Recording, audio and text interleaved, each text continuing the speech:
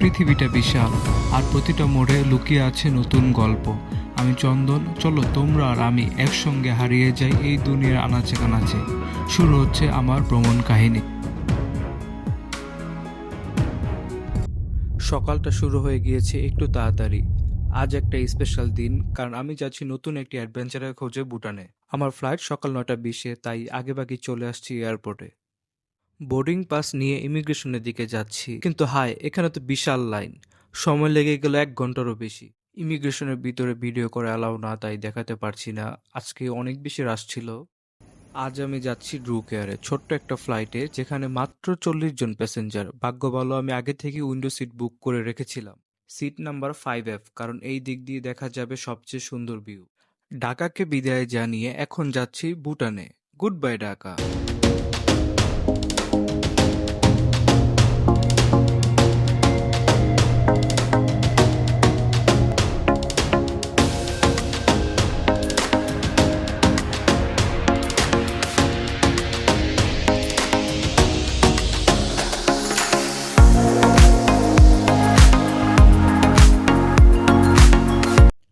সকালের নাস্তা চলে এসেছে, জুস, পিনাট কেক আর স্যান্ডউইচ।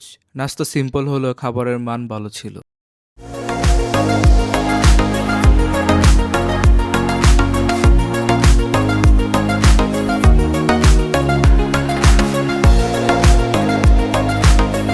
মাত্র 1 ঘন্টার জার্নি, আমরা এখন নামছি পারো ইন্টারন্যাশনাল এয়ারপোর্টে। সারা বিশ্বে হাতে গোনা চ্যালেঞ্জিং রানওয়ের মধ্যে এটি একটি। একদম পাহাড়ের মধ্যে ল্যান্ড করতে হয় পাইলটকে।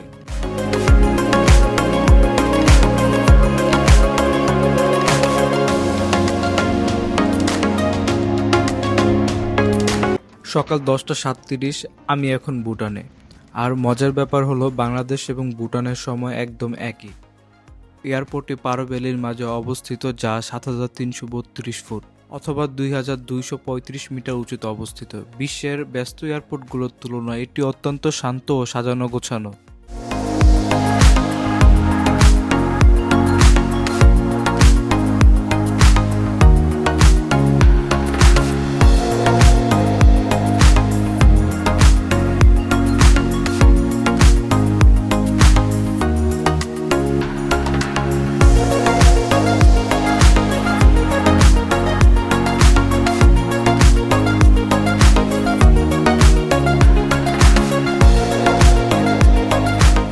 কোনো হট্টগোল নেই, নেই অযথা কোলাহল, সবকিছুতে ভুটানের শান্তিপূর্ণ সংস্কৃতির প্রতিফলন। ভুটানে নেমেই প্রথম গন্তব্য ইমিগ্রেশন। আগে থেকেই আমার ই ভিসা করা ছিল। যারা আসবেন মনে রাখবেন, SDF অ্যাডভান্স পে করলেই সহজেই পাবেন ই ভিসা। আমি 5 রাতের জন্য $75 পে করেছি। এখন ডলার বাঙাতে হবে। এখানে এসে জানতে পারলাম $50 ও $100 নোটের রেট একটু বেশি, আর ছোট নোটের রেট একটু কম। তো যারা আসবেন এটা মাথায় রাখবেন। এখন থিম্পু যাওয়ার পালা। এয়ারপোর্ট থেকে থিম্পুর ট্যাক্সির ফিক্সড রেট 1600 রুপি। তবে যেহেতু আজকের বিকালটা ঘুরবো, তাই একটু নেগোশিয়েট করে 900 রুপি যোগ করে পুরো দিনের জন্য গাড়ি ভাড়া করে নিলাম। পুরো দিনের জন্য এই গাড়িটির ভাড়া পড়লো 2500 রুপি।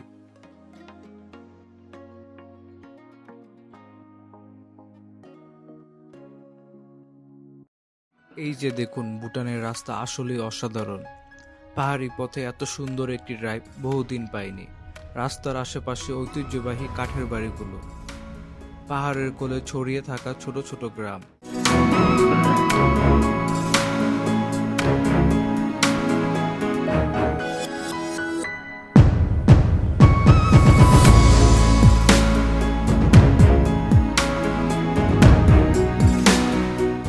দুপুর 1টায় অবশেষে পৌঁছে গেলাম থিম্পুতে।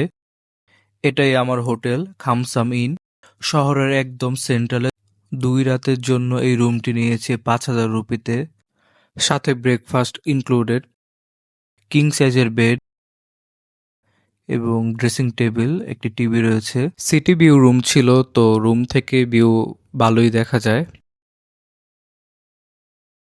বাথরুমে বাথটাবের সাথে অন্যান্য ফ্যাসিলিটিস গুলো রয়েছিল। ফ্রেশ হয়ে বেরিয়ে পড়লাম আজকের প্রথম গন্তব্য বুদ্ধদেনমা, থিম্পুর সবচেয়ে আইকনিক স্থানগুলোর একটি। পাহাড়ি পথ ধরে এগিয়ে চলেছি, আর একটু একটু করে সামনে স্পষ্ট হয়ে উঠেছে সেই বুদ্ধ মূর্তির অবয়ব।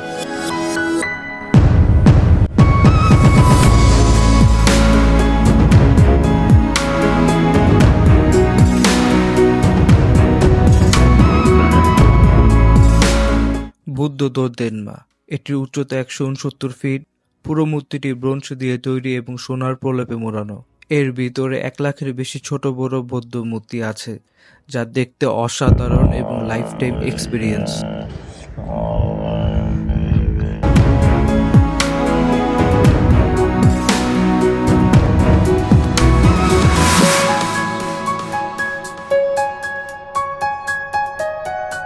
And they are not allowed to marry, and their whole life they have to do that Without puja, wife, no? only Without wife. only everything do for God. Yes, They are sacrifice their life for God. God, yes. তারপরে চলে আসলাম simply ভুটানে। এটাতে ঢুকতে 1000 rupee entry fee. এখানে একসাথে পাওয়া যাবে ভুটানের ইতিহাস, সংস্কৃতি, খাবার এবং মজার অ্যাক্টিভিটি। পুরো জায়গাটি আমাকে ঘুরিয়ে দেখানোর জন্য গাইড হিসেবে পেলাম গীতাকে। Our Simply Bhutan is a living museum. Here if you want to take pictures or if you want to make videos, then you can do it. So in our country, we have a culture. Whenever we receive guests in our home, then we welcome them with home brewed wine called Ara. So I'll serve you with wine. Hope you'll try. Yes. I'll serve you with little bit, okay? Just for taste. If you ওয়াইনের like the মধ্যে taste, second wine last is finger দিয়ে unlimited for you, 3 bar so you can have it sprinkle as much করে as you can. যে বলতে হয়, যার মানে হচ্ছে খাবারের পূর্বে 3 বার গডকে খাবারের অফার করা। তারপর এটা খেতে হয়। যদিও আমি ড্রিঙ্কস করি না, কিন্তু পুরো রিচুয়ালটা ইন্টারেস্টিং ছিল। Bhutan. Okay. In the middle. Yes, he's founder of Bhutan, and you can see Tiku Jimmy Chuda. So he's present chief abbot of Bhutan, head Right. of the village. In the right side. Yes. Okay. He's prefers the Raja of Bhutan.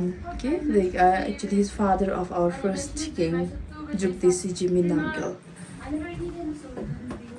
So here you can see our first king. So from 1907 he started ruling our country till the 1926. And he's our second king, His Majesty Jigme Wangchuk. So in our country we follow hereditary monarchy system. The throne will pass from father to son. Okay, so his eldest son. And you can see right below them, it's their ruling period. Yes. So he's our third king, His Majesty Jigme Dorji Wangchuk. He is also known as father of modern Bhutan because he brought a lot of modernization in our country, like modern school, road, hospitals and all. And he also started a friendship with other countries. The first friendship was started with India. You can see picture with Pandit Jawaharlal Nehru and he started with Indira Gandhi with our third king and queen, His Majesty Jigme Singha Wangchuk. So he's youngest king in our country. When he became king, he's only 17 years old. So our fourth king is still living, but he already abdicated his throne to his eldest son. So he's our present king, Jigme Kesa Namgyal Wangchuk. And you can see white scarf we call Khadr. So Khadr above the portrait means they are passed away, and below the portrait means they are still living. Still living. Yes. So we can also use this kind of Khadr to welcome our guests and also to congratulate some married couples and all. And here this is our national flag. So our national flag is divided into 2 colors. Yellow color represent our king and his authority. So orange color represent our religion, which follow Buddhism. And you can see dragon here with white color. So this white color represent peace and purity of our country. So like this dragon also represent name of our country, like Drukgyal Kap or Drukgyal. So Druk means dragon. ভুটানের ইতিহাস জানলাম গীতার থেকে, আর হঠাৎ সে আমাকে offer করলো এক ঐতিহাসিক তরোয়াল হাতে নেওয়ার। ভাবুন তো, এমন একটা অস্ত্র যা যুদ্ধের মাঠে ব্যবহৃত হতো। হাতে নিয়েই মনে হলো আমি যেন সেই সময়ের অংশ হয়ে গেছি। তারপর সবচেয়ে ফান পার্ট, ভুটানের ট্রেডিশনাল ডান্স। প্রথমে শুধু দেখছিলাম, তারপর তারা আমাকে অফার করে ওদের সাথে নাচতে, আর আমি ভাবলাম কেন নয়। কিছুক্ষণের জন্য পুরো জায়গাটি উৎসবে পরিণত হলো।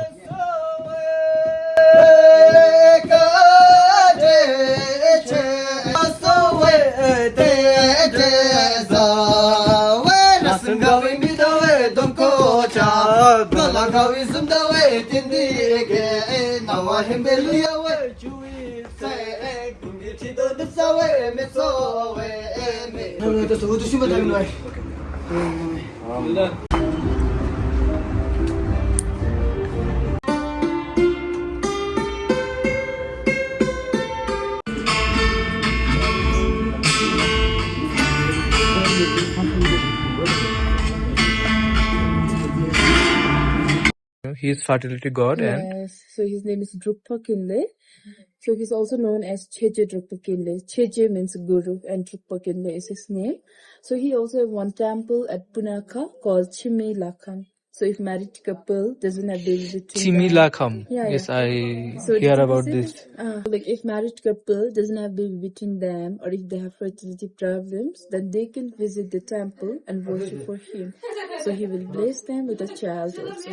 এবার ভুটানের ট্র্যাডিশনাল খাবারের পালা, কিছু লোকাল ডিশ ট্রাই করার সুযোগ এবং পাশাপাশি কিছু গ্রুপ ডান্স দেখা।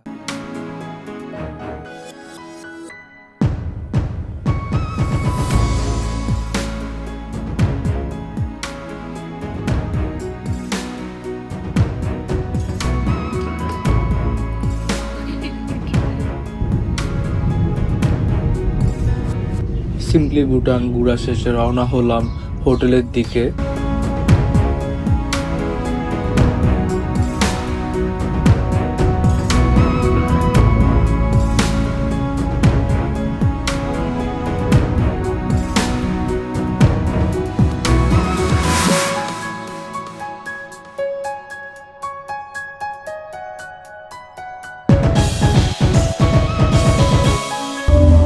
দিন শেষে থিম্পুর জনপ্রিয় একটি ক্লাব এভিনিউ 28-এ গেলাম। লাইভ মিউজিকের সাথে একদম চিল পরিবেশ।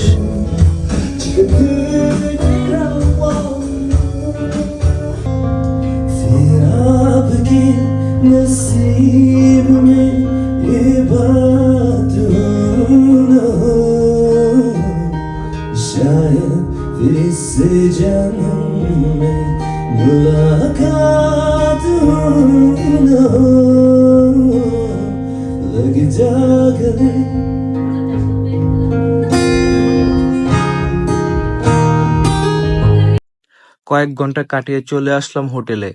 পুরো দিন এতটা ইভেন্টফুল ছিল যে চোখের পাতা ঘুম নেমে আসছে। এভাবেই কেটে গেল ভুটানে আমার প্রথম দিন। দেখা হবে আগামী পর্বে।